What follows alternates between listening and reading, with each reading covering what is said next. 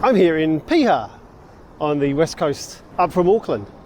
And the last time I was here, I think, was about 15 years ago. And technology's improved and I've got older, but the place has stayed the same. You may have seen it on all sorts of TV shows if you live overseas, but it's a really well-known and popular beach, but it's also a little bit dangerous as well in terms of the rips and the holes that you find outside off the coast.